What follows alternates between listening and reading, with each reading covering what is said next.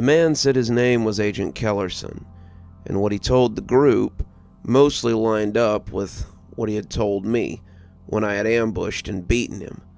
Their secret government agency, which he would only call the Cleaners, had been alerted to the presence of a potential anomaly in our little town.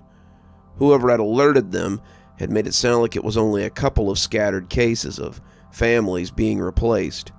But when they arrived, they found the trickle had turned into a tsunami. Townspeople flooded 911 with calls around that time, until they had turned off the service and delivered a pre-recorded message announcing the emergency services were suspended. It didn't help that most of the police were themselves either replaced or being attacked by psychotic family members. So we began to contain and eliminate the anomaly by the only means available. Anytime a 911 call alerted us to the presence of a potential replaced family, we would go and exterminate the group to prevent any further spread of the sickness throughout the community. Yet, it got to the point where nearly every house on every street had become compromised. We began having to go from house to house, still quickly alerted to any 911 calls in the meantime, until our agents became overwhelmed. That was when we found you hiding in your neighbor's house. We were ordered to eliminate you and your family immediately. We never got the chance to find your wife and daughter, though, due to circumstances that you already know. We had to put all our resources towards tracking you before you escaped, and potentially spread the contamination further. Then, we planned to come back and eliminate the doppelgangers. After you ambushed me and tied me up, though, I sat there waiting for about 5 minutes for the rest of the group to come in my direction and free me. Then I began to give up hope of them finding me quickly. I still heard them talking far away through the trees, but they'd stopped moving forward. I was able to shimmy towards the face of the cliff and rub the cloth bindings against a jagged piece of rock till I got my hands loose. By that point, I knew something had gone wrong with the rest of the group. For one, I could hear their screams echoing through the forest. I looked in their direction, dozens of bright LED lights still bouncing around crazily, sending chaotic shadows reaching out everywhere. Couldn't tell what the hell was going on. Heard my team leader yelling orders, trying to get people in line. Then the shooting started.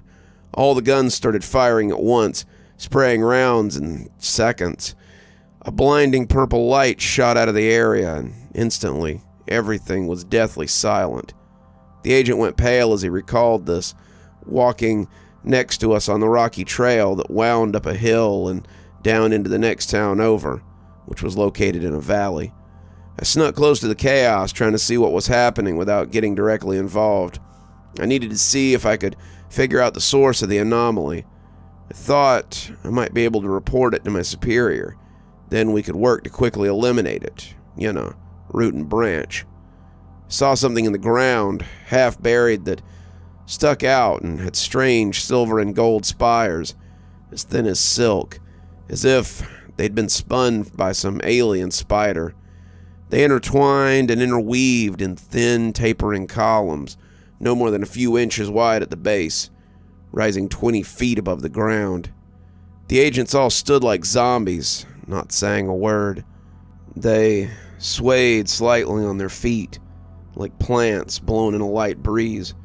Their movements synchronized and eerie. It seemed like a single consciousness ran through them, controlling them like puppets. The purple light started up again, coming out in rippling waves. It moved out slowly, forming iridescent ripples and fractal patterns with grid-like energy that crawled through the trees and bushes.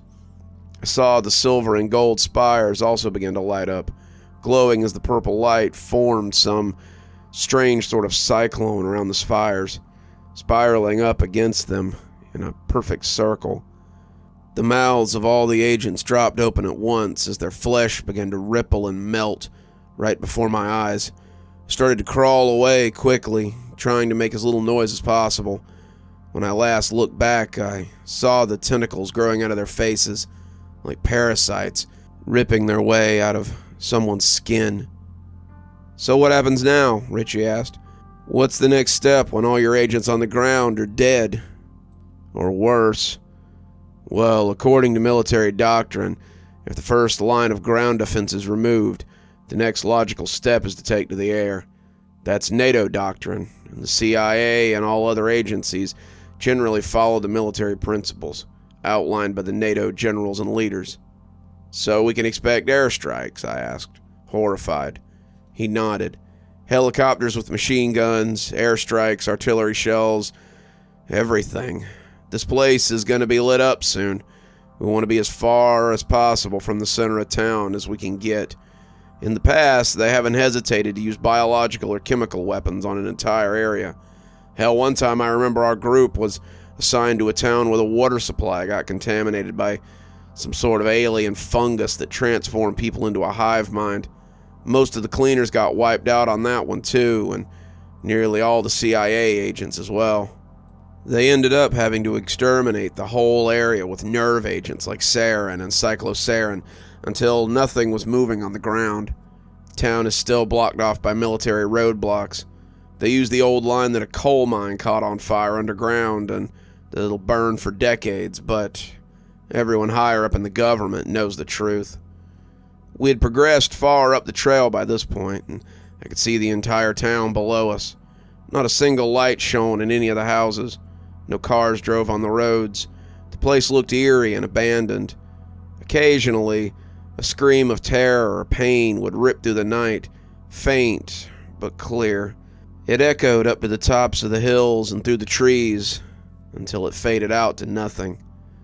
I saw multiple helicopters crisscrossing the skies.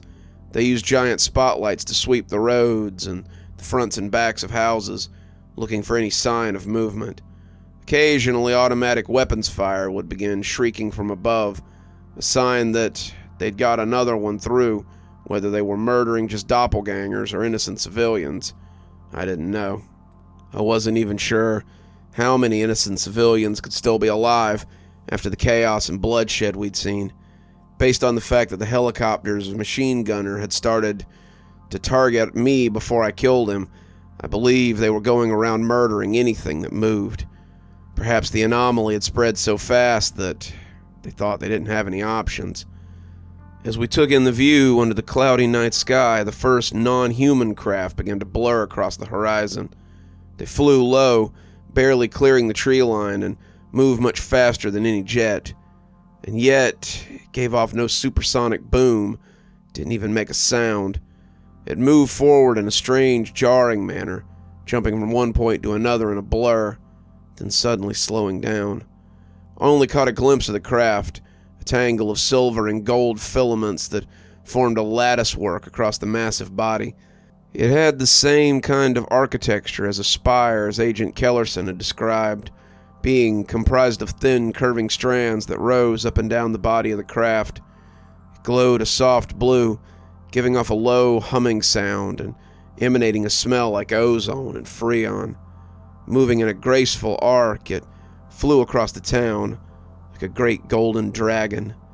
Behind it, I saw 3 fighter jets furiously trying to catch up to the alien craft. They fired missiles which sprouted fiery tails and raced across the sky, smashing into the back of the craft's body. A flash of light pierced the dark sky as the missile ignited, its bellowing explosion echoing over the hills. The craft came to a complete stop in the air, freezing in place as if a video had been paused. As the smoke and fire cleared, it hovered there, the blue aura still surrounding it, its exterior totally intact. The fighter jets closed in on it, their engines screaming as they drew near. The blue light shimmered around the craft as it grew in size, forming a cloud that seemed to suck in the air around it. Jets of lightning began to burst out of the cloud, dozens of branching streams of energy that hit all 3 jets in an instant. Pieces of the planes exploded, flames leaping out of the shell. Then a second wave of lightning struck, and their planes dissolved into pieces. The clouds that surrounded the craft dissipated, blown away by the wind. Slowly, almost lazily, it It started to move forward again, its strange engines humming, filling the destroyed town with the scent of ozone as the victors flew away. We continued on our way, trying to make good time. Alice had started complaining about her legs hurting after a couple of miles. Richie and I had tried taking turns carrying her, but she was simply too heavy to carry in the dark over a trail filled with roots and rocks that stuck up, trying to grab a foot like a catcher catching a baseball. Her legs had started to bleed again, and I could see a red spot where the stitches lay. "This isn't good," Agent Kellerson said, as the girl limped farther behind. "We might need to leave her." "There's no way we're leaving her behind," Richie whispered angrily. "If we don't get out of the town in 3 hours, we're all dead. You understand that, right? Should we sacrifice all of us for a girl? A girl who will die anyway if she's not out of town?"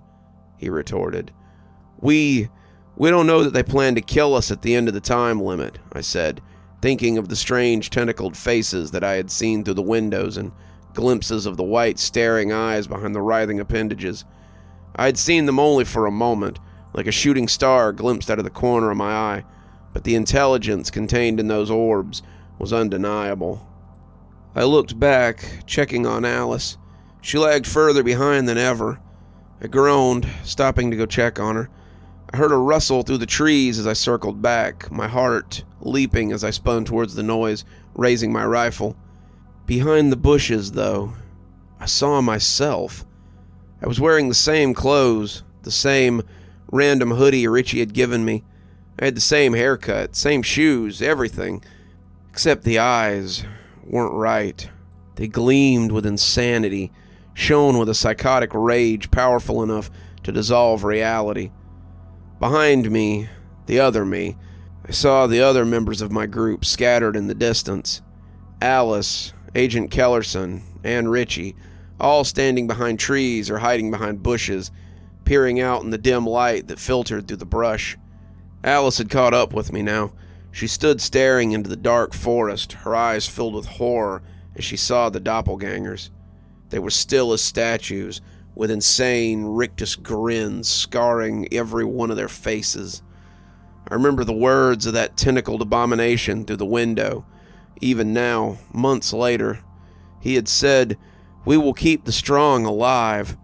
I thought he meant the survivors, but something was knocked loose in my mind as I considered the vagueness of it. Perhaps he meant that they would keep the doppelgangers alive if they killed their originals.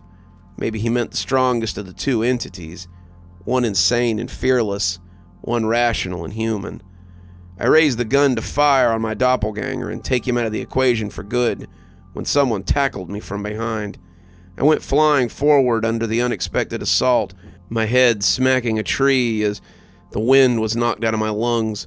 The gun went flying over my head and landed a foot away as I lay there, seeing stars and trying to breathe.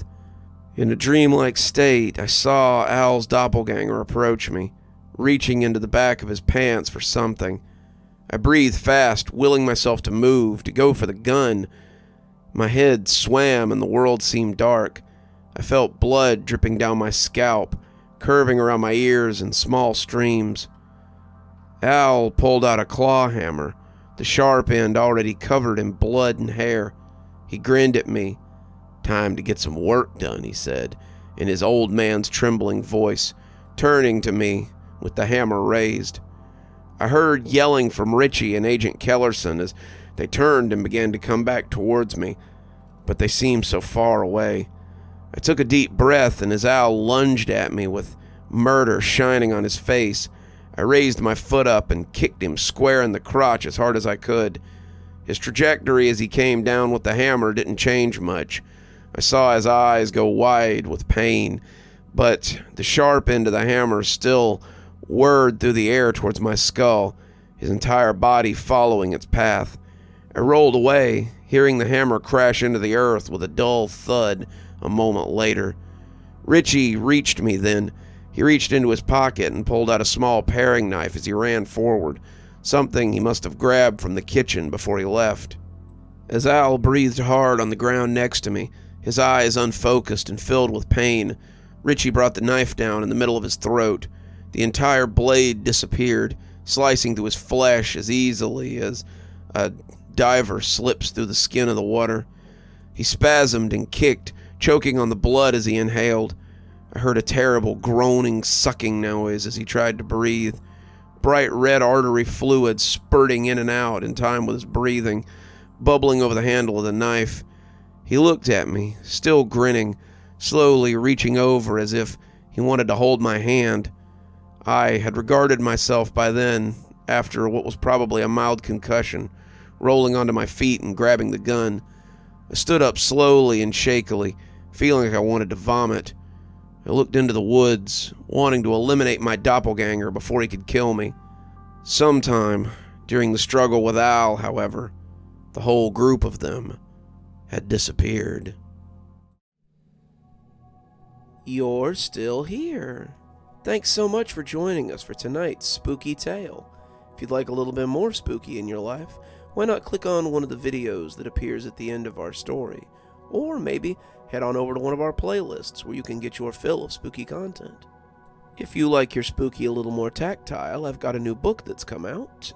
If you'd like your own copy, there's a link below in the description where you can get your own copy of my spooky book. If you like what you see here on the channel and think you might like to support in a more monetized way, then why not come over to Patreon or become a member on YouTube? Speaking of, let's go ahead and thank our members now. Thanks to Civ Garstad and Unicorn Hollow for being our spooky ghost contributors. Thanks to Saikat, Lee Kendall, Janet, and Chris Kinsella for being our spooky skeleton tier contributors. And of course, thanks to Xaronan, Winter, Tyler Parker, Stephanie Carrington, Sarah ASMR, Hi Stacy, Emily Coltsfoot, and Cinnamon Fox, and Bella Lee for being our ghostly reader tier contributors. Thanks everyone. We just couldn't do the show without you. As I said, if you'd like to have your name read out at the end of every episode that I make, and maybe get a little more, come on down to Patreon and sign up, or become a member on YouTube. Ghostly Reader tier contributors get a book anytime I write one, which is usually about twice a year. So, what are you waiting for? Come on down and give it a look. And as always, thanks for stopping by.